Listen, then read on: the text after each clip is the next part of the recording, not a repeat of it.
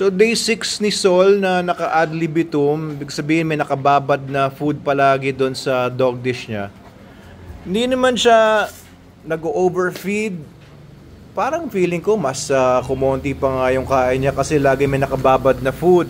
Kumpara kapag inaalis ko yung food niya, every time na pinakain ko na siya at hindi niya pinapansin yung food niya. Ayun o, tingnan niyo, meron siya pang food dyan o. Ayun o. And yung katawan niya, parang hindi naman kumapal, hindi naman nagbago simula nung nag-ad libitum tayo 6 days ago. So, it doesn't matter, no? It doesn't follow na kapag want to sawa sila sa SDN42 ay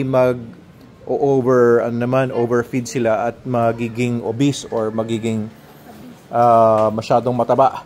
So, makita nyo naman, ayan, masyadong masigla itong si Sol sa SDN42, walang anything na binibigay dyan, walang vitamins. Sobrang liksi, ang gaan ng katawan niya, pero timbangin na nga natin siya ngayon. Adam, pakikuha mo nga yung timbangan sa taas, please. Tingnan natin kung gaano kabigat si Sol. Last time kasi na tinimbang natin si Sol, which was mga 2 or 3 months ago, ay 43 kilos siya. So, curious ako kung ilang kilos na siya ngayon. Ayan, yan na yung katawan niya. Wala naman siyang sakit ngayon. Hindi siya nagda-diarrhea. Okay naman lahat. Naka-ad libitum siya ng SDN42. Ayan. And yan ang niya. Yan na yung niya. Normal build niya. He is about 1.5 years old now. And hindi pa siya fully mature. Hindi pa niya tinataas yung legs niya kapag siya ay umiihi. Although yung balls niya, medyo talagang umiitim na yung balls niya. I think, nagpupunta na siya sa maturity. Pero immature pa rin isip nito. Ito, titimbangin natin. Okay, so ako muna. Ang timbang ko ay 98.2. Medyo overweight. Ako yung overweight. Tuwang ko. Come here, Sol. Come here, Sol. Sol. Timbangin natin si Sol. Nakabidyo na? Oo. Teka, usog natin dito. Para, doon ka, banda doon ka. Okay. Napakabigat. Grabe. Wait. Tingnan ko, likod. Uy. Ay, grabe. Sobrang bigat niya ngayon. Dali. Up. Wait.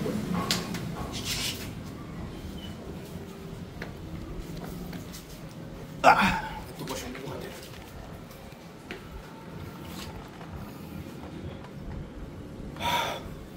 $141.4.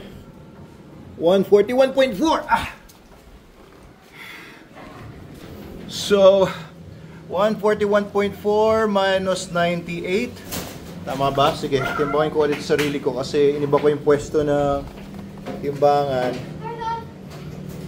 98.3. So ang timbang ni Sol ay nasa 43 pa rin, hindi nagbago since last time. Ayun. 43 kilos pa rin siya. Medyo hindi nga siya, mukhang hindi naman nagbago yung itsura ng katawan niya simula nung last time na tinimbang natin siya. Ang bigat. Pero feeling ko simula nga nung in-ad libitum natin siya, mas lalong gumaan pa siya kesa yung tinatakaw natin siya o nagtatakaw siya kapag 1 meal a day lang. Kaya simula ngayon, alisin ko na yung ad libitum. Hindi ko na siya ad libitum para magtakaw siya. So it's an experiment, no guys. After 1 week na hindi siya naka-ad libitum, ay titimbangin ulit natin si Sol. So it turns out na yung ad libitum ay hindi na rin man talaga maganda. Actually, hindi ko sinasuggest yung ad libitum feeding. Lagay mo nga doon, Adam, please. Hindi ko sinasuggest yung ad libitum feeding. I just did that as an experiment kung ano magiging resulta kay Sol.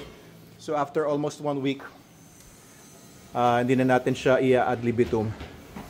Okay, tapos after 1 week ulit, timbangin natin si Sol kung nadagdagan yung timbang niya. Okay, so yun lang guys.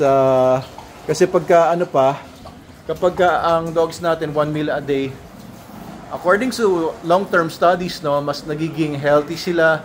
They're healthier, they live longer, and they're smarter compared to dogs na pinapakain multiple times a day. So nakita natin, hindi naman siya nagmo-multiple times a day. Siguro pakain-kain din siya kung kailan niya gusto. Pero it's more scientifically sound to feed dogs, not ad libitum. Pero dapat may fasting process din na nangyayari para mag-ketosis siya. Ang maganda naman sa SDN 42 ay hindi naman puro carbohydrates ito. This is almost all meat yan, dehydrated meats yan. Na poultry, merong beef, at saka konting rice lang para lang magdikit-dikit yung kibble. Yan, number 1 ingredient, very important, poultry meal. Number 2 ingredient, meat meal, which is beef meal.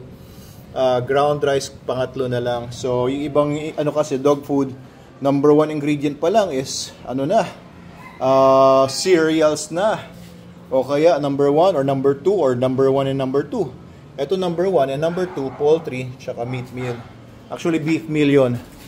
Okay, so itong SDN is mostly dehydrated meat. Sabi ng iba, may mga nagko-comment, ang mahal naman yung dog food ninyo, yung 1 kilong bigas magkano lang. Sabi ko, hindi niyo po dapat ito ikumpara sa bigas kasi mas mahal naman ang karne kaysa sa bigas.